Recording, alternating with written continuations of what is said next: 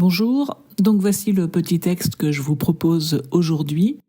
N'hésitez pas à appuyer sur pause le temps de votre méditation et ensuite vous pouvez poursuivre si vous le souhaitez la lecture de la vidéo pour écouter ce que ce texte m'a inspiré à moi. Mais vraiment, ce n'est pas une obligation, sentez-vous absolument libre. Le plus important, c'est vraiment ce que le texte vous dit à vous. Et si justement vous souhaitez partager, mais là non plus ce n'est pas une obligation, faites-le en toute liberté si vous le désirez. Donc si vous souhaitez partager ce que le texte vous a inspiré, n'hésitez pas à le faire en commentaire.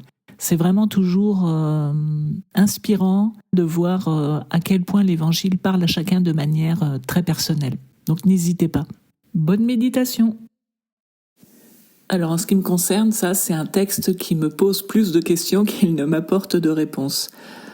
Parce que en fait, je suis partie plutôt de la fin, à savoir que Jésus donc se retire, les gens veulent le retenir pour qu'il ne s'en aille pas loin d'elle.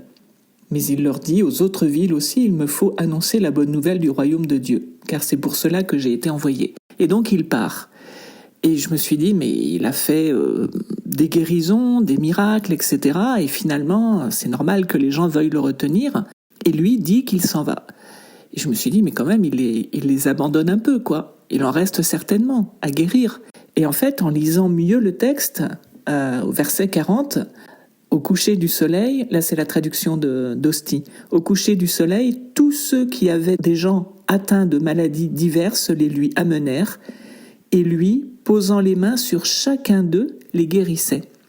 Donc en fait, il a guéri tout le monde de manière très individuelle. Et donc les deux questions, moi en fait, que je me suis posées, c'est comment se sentent les gens après le passage de Jésus ? Comment est-ce qu'ils vont vivre après avoir vécu ça, après l'avoir entendu, vu tout ce qu'il a fait, et le fait qu'il soit parti ? Comment est-ce qu'ils vivent son départ ? Comment est-ce qu'ils vivent après son départ ? Donc ça, c'est la première question. Et la deuxième question, c'est, mais est-ce que Jésus n'est pas là uniquement quand on a besoin de lui ? Est-ce que ce n'est pas le besoin de lui qui crée sa présence ? Voilà, ça c'est vraiment les deux questions que je me pose après la lecture de ce petit texte.